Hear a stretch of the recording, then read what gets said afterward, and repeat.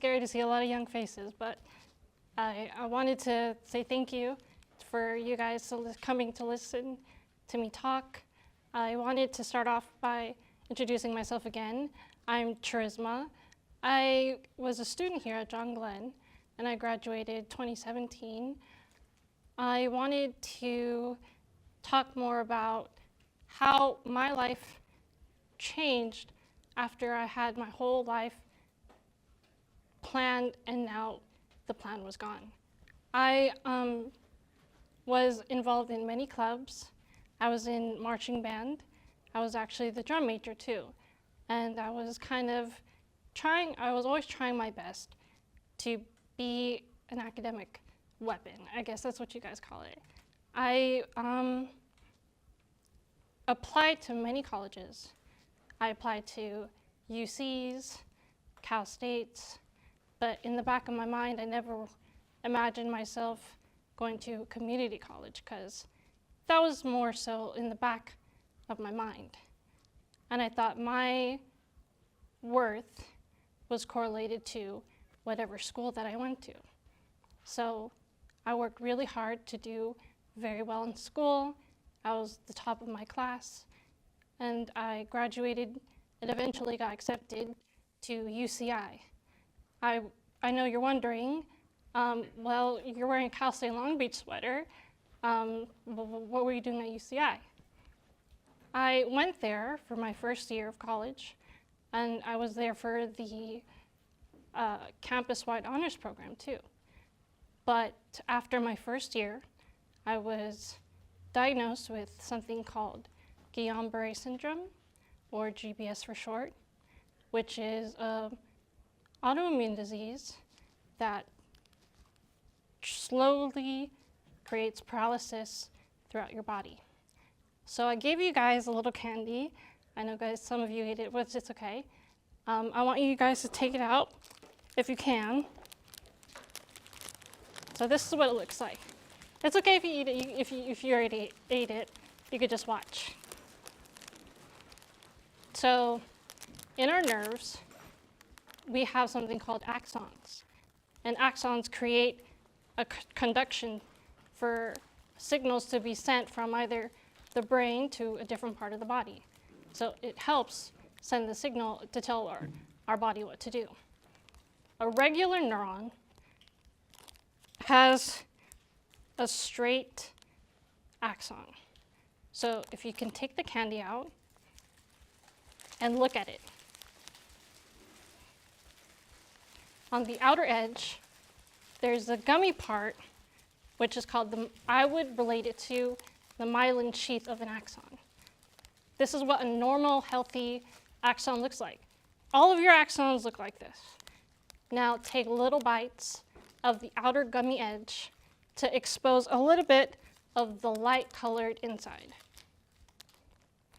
If you take little bites and expose it, that's what my myelin sheath looks like. So GBS caused my axons to deteriorate its myelin sheath. And because of that, certain nerve signals can't be sent throughout my body, and that's what caused the paralysis. That's why I sometimes use a wheelchair, and that's why my diaphragm was paralyzed, because eventually the autoimmune disease kind of took control of my body. So I was in the hospital in 2018 for 4 months, and I didn't move around a lot. I was stuck in one room and was only allowed to see the sun maybe once a week. Eventually, I did get back home, but whatever I dreamed about of doing in the hospital, like going back to school, eventually going back to UCI, I realized it would be much more difficult to do so because I now had physical barriers. I tried going back to UCI. I worked really hard to get there, and I wanted to, come back to how I identified myself greatly, which is through education. So my mom and I went, and I remember the access building was a bungalow. And in order to get to the bungalow from the parking lot, you had to she had to push my wheelchair up the hill, and it just didn't seem right. Like the dots weren't connecting, and I had to give up that dream that I had of going to a UC and graduating from a UC, and I decided to rework my plan. Eventually, I made the decision to go to a community college. And I remember high school me would have I looked down at community colleges because I thought I was better than that. And I thought that I valued myself through whatever school that I went to. But when I went to the student accessibility services, I found that they had the services that I need to succeed. They had text-to-speech programs. They had a program where they could scan my books so that I could directly take notes from that certain textbook. And they had allowed me to have extended time periods so that I would have less stress to complete a class.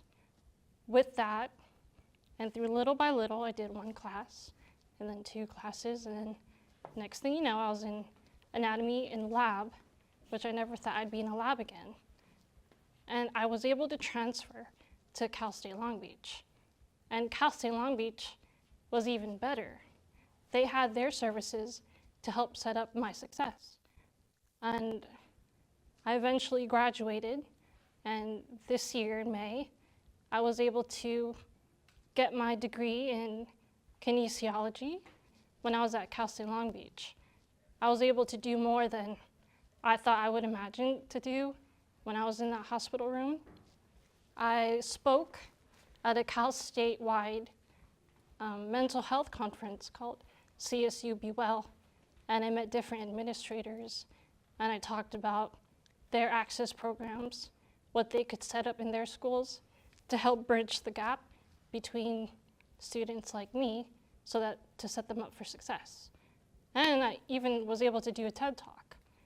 And all this experience, I never would have imagined myself getting back in that hospital room in 2018 when I was laying there and dreaming that my life could still go back to how it was when I was, I guess you could say, normal. Through all those lessons that I've learned and a lot of the humbling experiences that I've had, I try to remind myself that even though I had all these successes from what a tragedy I had to go through, a lot of the joy that I find is experiencing and taking, I guess, mental photographs of moments that I want to remember that remind me that I have joy still in my life. Like, I went to a musical concert, and music meant so much to me back then. I used to play the guitar, but as you can see, I don't think that would work out the same. That doesn't mean that I can't still enjoy music. So I was watching a live band, and I think what was more beautiful was sitting and watching the humanity around me. I saw a kid dancing and watchers smiling. I saw a mom dancing with her kid. And although I can't enjoy that experience, watching other people have that moment where they just smiled and were happy, it made me realize that I can still find life beautiful through other people's eyes. I also find life great when I'm eating like an In-N-Out burger. I used to not be allowed to eat. I had this tube in my stomach where my food would be like milk in a bag. So enjoying a burger is simple, but it's beautiful because I was able to get strength back to eat. I don't know if others have the same ability to do the same. So whenever you have a moment in life that you want to take a mental photograph, try to remember why you want to remember this moment, why you want to keep it close to you, whether it's having fun with your family, listening to a song that you love, going to the beach. Just close your eyes, take a deep breath. Well, you take a deep breath. I can't. Take a deep breath. And smile. There's joy in life. You know, my life changed. I didn't think that 6 years from now, I'd be in the position where I am, but I think although plans change, and your plans might be solid now, but your plans may change, that's totally okay. Don't feel pressured to stay on a timeline for success because you're alive. Enjoy your life. Thank you.